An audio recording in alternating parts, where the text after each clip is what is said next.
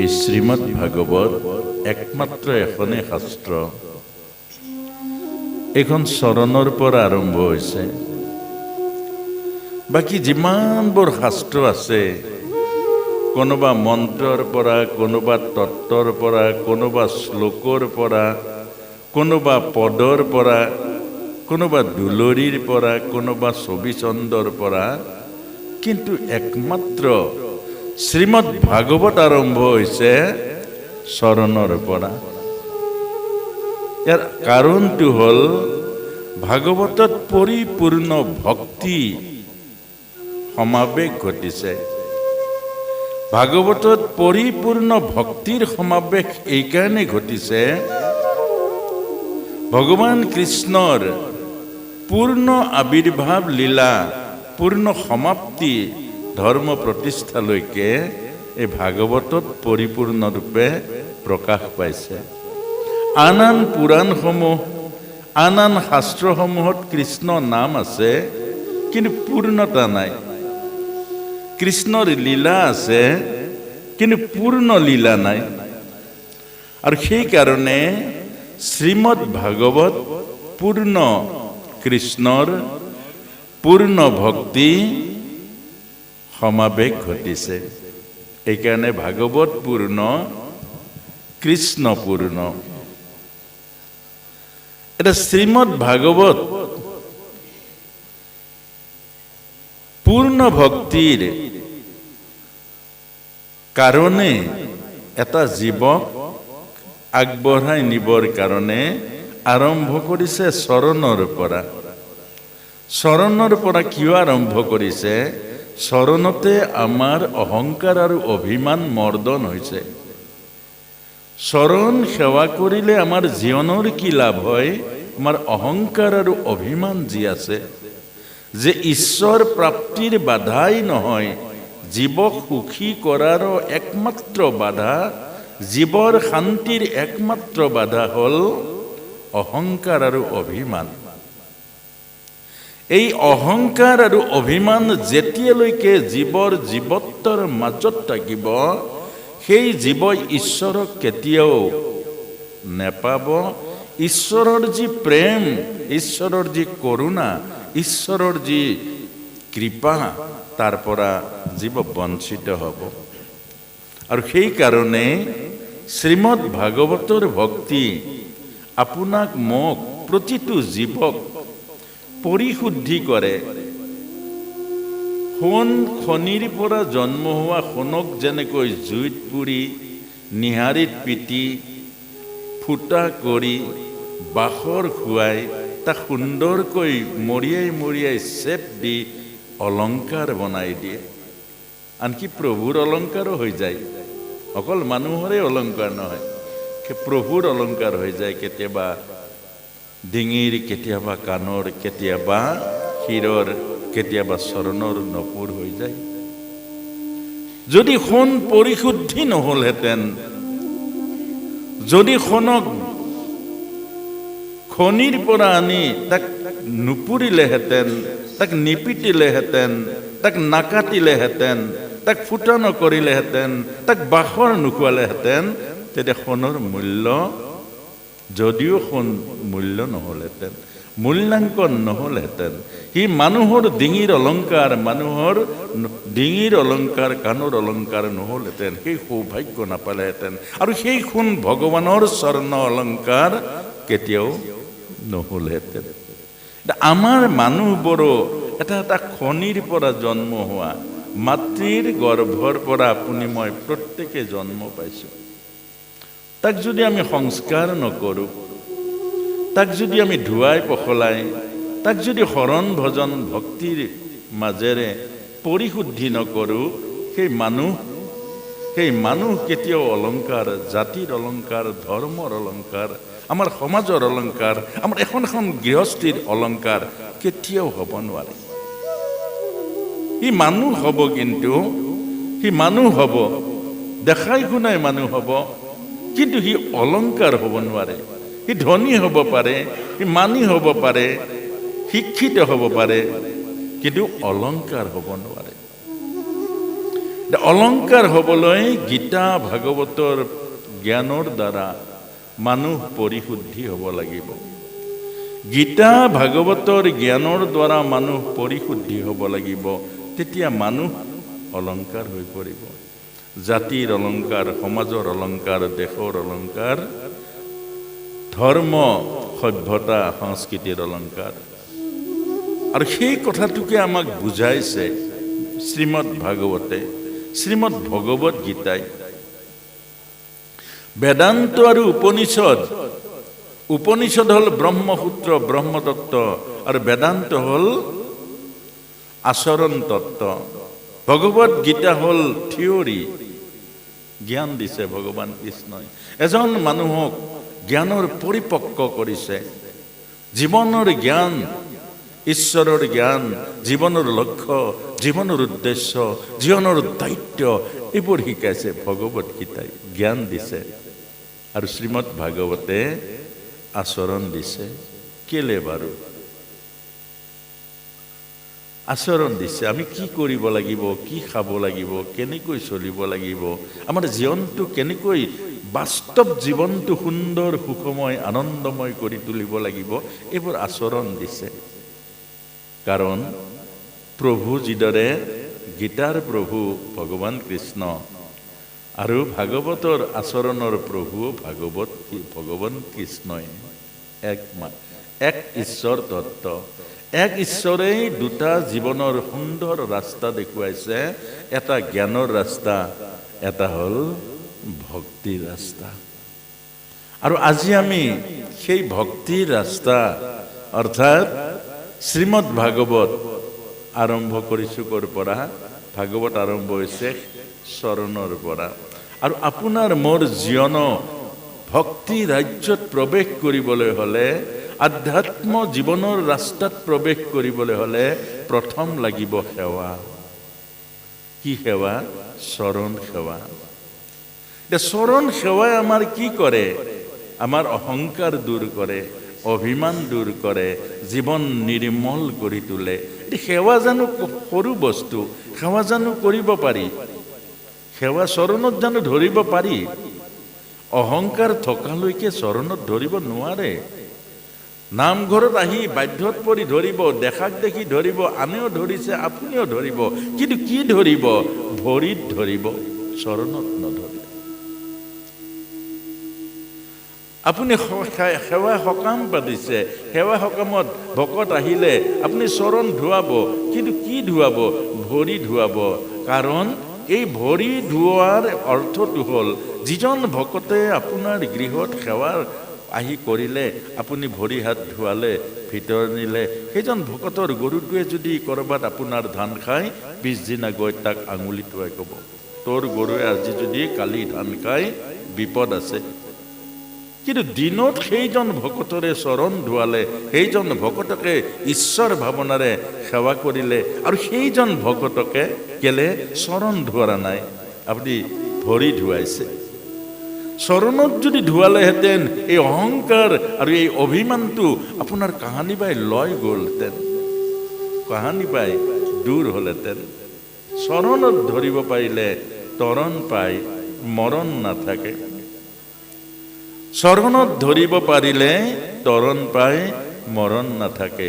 এতিয়া আমাক শিক্ষা দিছে, প্ৰথম চৰণ হ'ল পিতৃদেৱ ভৱ, মাতৃদেৱ ভৱ। পিতা মাতা দেখা ভগৱান, পিতৃয়ে নেদেখা জগতৰ পৰা নমাই আনি এই সংসাৰ দৃশ্যমান জগতৰ জন্ম দিয়ে পিতৃয়ে। আৰু মাতৃয়ে নিজৰ শৰীৰৰ পৰা তেজ মঙহৰ মাজেৰে, পঞ্চভূত শৰীৰৰ মাজেৰে আমাৰ শৰীৰৰূপী চোলাটো পিন্ধাই দিয়ে, যিটো আমি সংসাৰত লৈ আহি আজি ঘূৰি ফুৰিছোঁ। এই শৰীৰৰূপী চোলাটো কোনে দিলে? মাতৃয়ে দিলে। আৰু যিগৰাকী মাতৃ 9 মাহ 10 দিন গৰ্ভত ৰাখি 20টা মূত্ৰ চফা কৰি স্তনৰ দুগ্ধ ৰূপী অমৃত পান কৰাই, কষ্ট ত্যাগ তিতিক্ষাৰ মাজেৰে আমাৰ জীৱন বিকাশ কৰি সংসাৰত আমাক চলিব পৰা অৱস্থালৈ আনিলে, এইজনী মাতৃ আৰু এইজন পিতৃ দেখা ভগৱান। আৰু এজন পিতৃ মাতৃ আছে, সেইজন হ'ল বৈকুণ্ঠপতি, নেদেখা ভগৱান। দেখা ভগৱানক বাদ দি, দেখা ভগৱানক মনকষ্ট দি, দেখা ভগৱানক উপেক্ষা কৰি, দেখা ভগৱানৰ আজ্ঞা পালন নকৰি, দেখা ভগৱানৰ শ্ৰদ্ধা আৰু ভক্তি নকৰি আমি নেদেখা ভগৱানক যদি নামঘৰত আহি চাকি জ্বলাওঁ, ধূপ দিওঁ, শৰাই দিওঁ, ভকতি হ'ব জানো? ধূপকাঠি কিনিবলৈ পায়, 10 টকা দিলে ধূপকাঠি পায় দোকানত, 100 টকা দিলে বুটমাহ মগুমাহ পায়, দক্ষিণা দিলে ভকতে ধুই পখালি শৰাই সজাই দিব, কোনোবা এগৰাকীক 200 টকা দিলে পাত পেলাই ঠাই মুচি দিব। আপোনাৰ ভকতি হ'ব জানো? আপুনি কি কৰিলে? আপুনি ব্যৱহাৰিক জীৱনৰ কি কাম কৰিলে? এই কথাটোকে আমাক বুজাইছে। ভকতি সাধিবলৈ হ'লে কৃপা, ভগৱানৰ কৃপা পাবলৈ হ'লে কৰিব লাগিব, কৰিলেহে পায়। কি কৰিব লাগিব? পিতৃ মাতৃৰ পৰা অভ্যাস কৰিব লাগিব। প্ৰথম সেৱা অভ্যাস, LP স্কুলৰ নিচিনা প্ৰথম সেৱাৰ আৰম্ভণি হ'ব লাগিব পিতৃ মাতৃৰ পৰা। পিতৃ দেৱ ভৱ, মাতৃ দেৱ ভৱ। এই পিতৃ মাতৃৰ পৰা সেৱা কৰাৰ পাছত ভকতৰ চৰণ পৰিচয় কৰাই দিব পিতৃ মাতৃ গুৰুৱে। আৰু তাৰ পাছত ভকতৰ চৰণ হ'ব, তাৰ পাছতে অতিথিৰ চৰণ হ'ব, তাৰ পাছতে বয়োজ্যেষ্ঠৰ চৰণ হ'ব, তাৰ পাছতে সমাজৰ লোকসকলৰ চৰণ সেৱা হ'ব, তাৰ পাছত আপোনাৰ গোটেই জীৱন সেৱাৰে যিদিনা ভৰি পৰিব, আপুনি জীৱন যিদিনা সেৱাৰে ভৰাই তুলিব, তাৰ পাছত ঈশ্বৰ সেৱা হ'ব। আপোনালোকে নিশ্চয় অনুভৱ কৰিছে, মহাভাৰতৰ ভয়ানক যুদ্ধত কৌৰৱৰ বিপৰীত পক্ষ পাণ্ডৱে গৈ সেৱা কৰিলে। প্ৰথম যুধিষ্ঠিৰে গৈ সেৱা কৰিছে যুদ্ধৰ প্ৰাকক্ষণত, পিতামহক সেৱা কৰিছে। আনকি ধৃতৰাষ্ট্ৰৰ ওচৰত গৈ যুদ্ধৰ আশীৰ্বাদ বিচাৰিছে। ধৃতৰাষ্ট্ৰই কৈছে বিজয়ী ভৱ। গুৰু দ্ৰোণাচাৰ্যৰ ওচৰলৈ গৈছেগে, আশীৰ্বাদ বিচাৰিছে বিজয়ী ভৱ। ভীষ্ম পিতামহৰ ওচৰত গৈছে, আশীৰ্বাদ বিচাৰিছে বিজয়ী ভৱ। এইবোৰ অৰ্থাৎ এই যে পঞ্চ পাণ্ডৱৰ যুদ্ধৰ ভয়ানক যুদ্ধৰ সময়তো আশীৰ্বাদ ল'লে। কেলে? এওঁলোকৰ এইটো জীৱনজোৰা সাধনা। সেই জীৱনজোৰা সাধনা কোনে শিকাইছে? মাকে শিকাইছে, কুন্তি মাতা। কুন্তি মাতাই সিহঁতৰ বুকুৰ মাজত শ্ৰদ্ধা, ভক্তি, পবিত্ৰ ঈশ্বৰ সেৱাৰ ভাৱনা জগাই তুলিলে। আৰু সেই ভাৱনাই সেই ভয়ানক যুদ্ধ ক্ষেত্ৰৰ বিপৰীত পক্ষত থকা জ্যেষ্ঠসকলৰ পৰা আশীৰ্বাদ লোৱাৰ মানসিকতাটো, আৰু লগতে পালে বিজয়ী আশীৰ্বাদ। কিন্তু দুৰ্যোধনক দুটা চৰিত্ৰ দিছে যে দুৰ্যোধনক সেই কামটো নকৰালে মা গান্ধাৰীয়ে চকুত কাপোৰ বান্ধি ল'লে। চকুত কাপোৰ বান্ধি ল'লে মা গান্ধাৰীয়ে। দুৰ্যোধন দুঃশাসনকে আজি শতপুত্ৰক কাহানিও শিকালে সেৱা কৰা, কাহানিও চৰণ দৰ্শন কৰা, কাহানিও ভকত বৈষ্ণৱৰ সেৱা কৰোৱা, কাহানিও জ্যেষ্ঠজনক শ্ৰদ্ধা কৰা, কাহানিও জ্যেষ্ঠজনৰ কথা শুনা, আনকি পিতৃ মাতৃৰ আজ্ঞা পালন কৰা, এইটো নিশিকালে। তাৰ পাছত ভগৱান কৃষ্ণক পোৱাৰ পাছত কৈছে বান্ধি থম। কেলে? এক ভগৱান কৃষ্ণক পঞ্চ পাণ্ডৱে কিমান আদৰ সাদৰ কৰিলে, শেষত ক'লে মই যুদ্ধ নকৰোঁ, তুমি কাক ল'বা? বোলে কৃষ্ণ তোমাক ল'ম। আৰু এইজন দুৰ্যোধনে একে ভাই ককাই। দুৰ্যোধনে কি ক'লে? অস্ত্ৰ নধৰাজনৰ মোৰ কোনো প্ৰয়োজন নাই। আৰু দুধ হৈ যাবলৈ যেতিয়া গৈছিলে, ইয়াক কৃষ্ণক বান্ধি থবৰ কাৰণে যত্ন কৰিছিলে। এটা আমাক, অৰ্থাৎ আজি যদি আপোনালোকে যুৱ প্ৰজন্মক যদি সেই শ্ৰদ্ধা ভক্তি শিকায় আৰু তেওঁলোকে সেই আধ্যাত্ম জীৱনটো গঢ়িবৰ কাৰণে অহোপুৰুষাৰ্থ কৰিব। আজি ভাগৱতত আজি ভাগৱতৰ এই গোটেই সমাজখনত ভৰি থাকিব যুৱ প্ৰজন্ম, তেওঁলোকৰ জীৱনৰ ব্যাখ্যা পাতিছে। এই ভাগৱত হ'ল জীৱনৰ ব্যাখ্যা। এই ভাগৱতে আমাক জীৱন দিব, জীৱনক পৰিশুদ্ধি কৰিব আৰু আমাৰ জীৱনৰ ৰাস্তা সুন্দৰ ৰাস্তাৰে লৈ যাব। আজি তেওঁলোকে বুজিলেহেঁতেন। আমি বিভিন্ন অঞ্চলত ভাগৱতলৈ গৈছোঁ, যুৱ প্ৰজন্ম নাহে, যুৱক যুৱতীসকল আনিব নোৱাৰি, পুৰুষসকল প্ৰায় নাহে, আই মাতৃসকলে ভৰি থাকে। গতিকে আমাৰ সমাজখন কাক লৈ ঠিক কৰিব?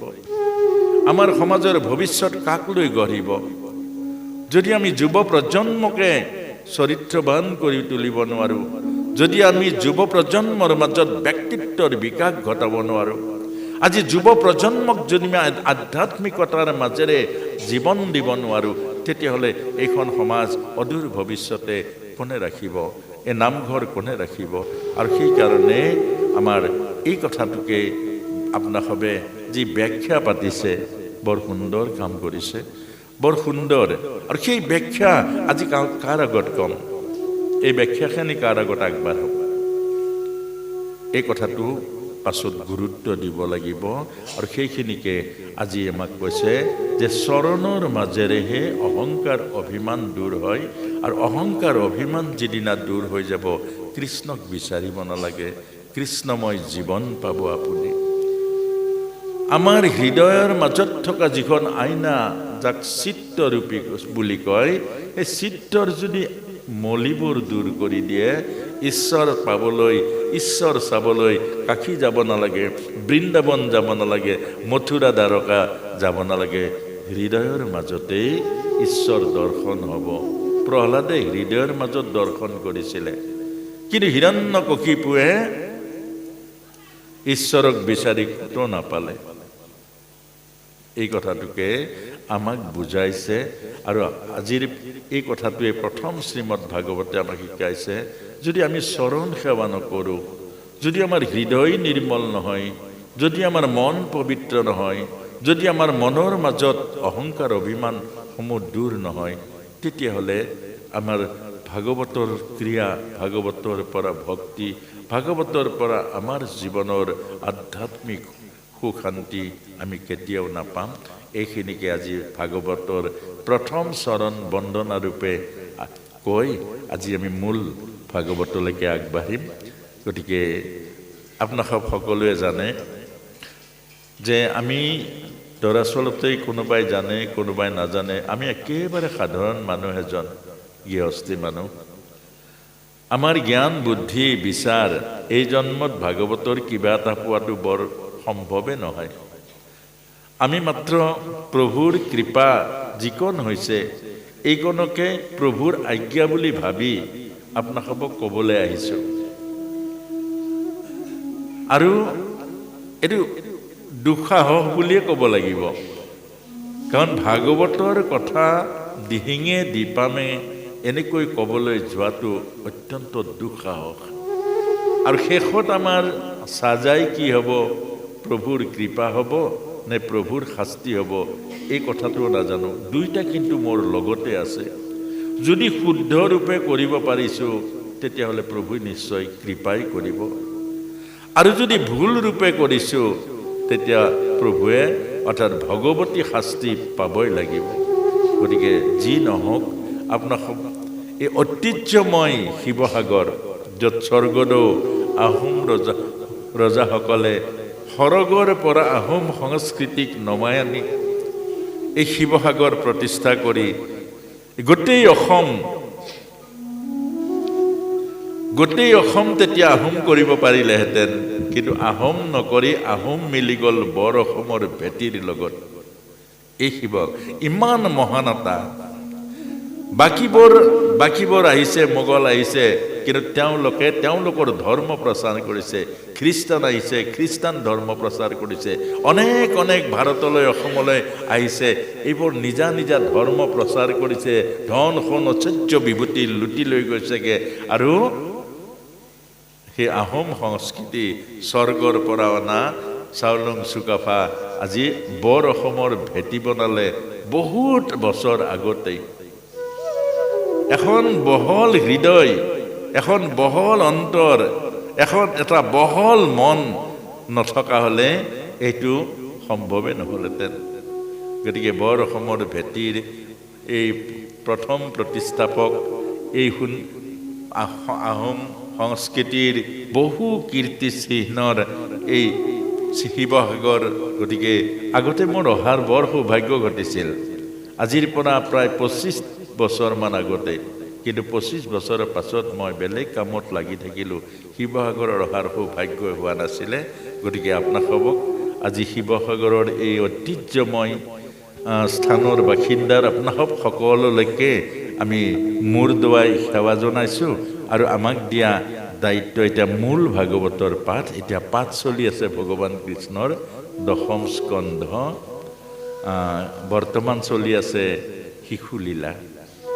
গতিকে আমি এই 10ম স্কন্ধৰ ওপৰতে আলোচনা অকণমান কৰিবৰ কাৰণে, কেলে ভাগৱতৰ লগে লগে আলোচনাটো কৰিলে কথাখিনি বুজিবলৈও ভাল হয়, পাঠৰ লগত সম্পৰ্ক থাকে। গতিকে অকণমান নাম এষাৰ শুনি লওক, তাৰপাছতে কথাখিনি আকৌ 10ম স্কন্ধৰ আলোচনাখিনি কৰিম।